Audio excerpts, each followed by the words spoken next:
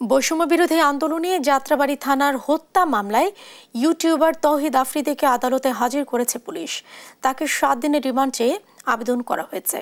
সোমবার মামলায় তদন্ত কর্মকর্তা সিআইডির পুলিশ পরিদর্শক খান মোহাম্মদ ইরফান রিমান্ড চেয়ে আবেদন করেন। এ বিষয়ে ঢাকার চিফ মেট্রোপলিটন ম্যাজিস্ট্রেট আদালতে শুনানি হবে। এর আগে রোববার রাতে সিআইডির একটি দল বরিশাল থেকে তাকে গ্রেফতার করে।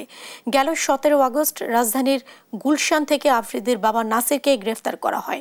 পরদিন এই মামলায় তার 5 দিনের রিমান্ড মঞ্জুর করেন আদালত।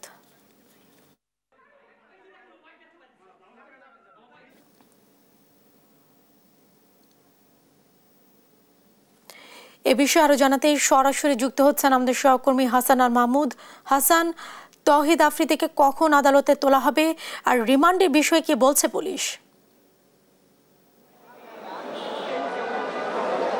জেসিকা, আপনাকে ধন্যবাদ। আমরা যতটুকু কিছুক্ষণ আগে তৌহিদ আফ্রিদিকে এখানে নিয়ে আসা হয়েছে, তবে আদালতে ঠিক কতক্ষণ পরে তোলা হবে সেটি কিন্তু এখন পর্যন্ত নিশ্চিত নয়। তবে এখন পর্যন্ত আমরা যতটুকু খবর পেয়েছি তাকে 7 দিনের রিমান্ড চাওয়া হতে পারে এবং এজন্য যে ধরনের প্রস্তুতি রাখা দরকার সেগুলো কিন্তু ইতিমধ্যে রেখেছে। তবে আইনশৃঙ্খলা রক্ষাকারী বাহিনীর সদস্যদেরকে আমরা দেখতে পাচ্ছি যে আদালতে কিন্তু যথেষ্ট পরিমাণ নিরাপত্তা জোরদার করেছে এবং এর আগে আমরা দেখেছিলাম যে বেশ কিছু এরকম পরিচিত মুখ যারা আসামি আদালতে তোলা হয় তখন কিন্তু ডিম নিক্ষেপের মতো ঘটনাগুলো ঘটে থাকে। এই কারণে কিন্তু আজকে আমরা দেখেছিলাম সকাল থেকে আইনশৃঙ্খলা রক্ষাকারী বাহিনীদেরকে বিশেষ নিরাপত্তা দেওয়ার ব্যবস্থা করা হয়েছে এবং তৌহিদ আফ্রিদির যখন গাড়িটি এসেছে তখনও কিন্তু সামনে পিছনে আইনশৃঙ্খলা রক্ষাকারী বাহিনীর সদস্যদেরকে মোতায়েন করা হয়েছিল এবং আমরা যতটুকু জানতে পেরেছি যে গতকালকে তাকে কিন্তু গ্রেপ্তার করা হয়েছে বরিশালের একটি বাসা থেকে। তার এরপরেই কিন্তু রাতেই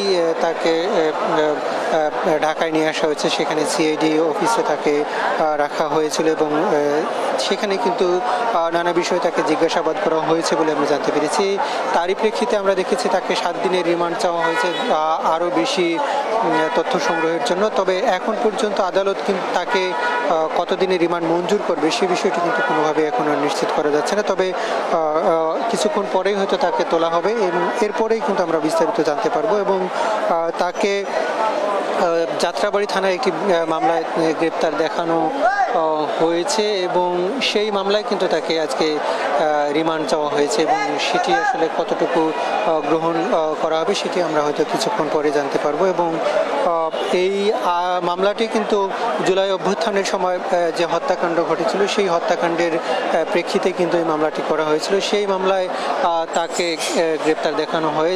এর আগে কিন্তু তার বাবাকেও আসলে কন্টেন্ট ক্রিয়েটর তৌহিদ আফ্রিদির বাবাকেও কিন্তু এরকম একটি মামলায় গ্রেপ্তার করা হয়েছে এবং গতকালকে তাকে গ্রেপ্তার করা হলো এবং এই মামলার প্রেক্ষিতে কিন্তু আমরা দেখেছিলাম যে বেশ কয়েকজন আসামিকে আজকে নিয়ে আসা হয়েছে, বিশেষ করে সাবেক আইসিটি প্রতিমন্ত্রী এবং সাবেক একজন সচিবকেও কিন্তু আজকে নিয়ে আসা হয়েছে।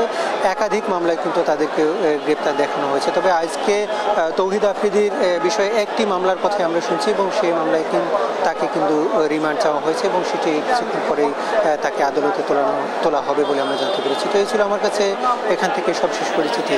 জেসিকা। হাসান, আপনাকে ধন্যবাদ।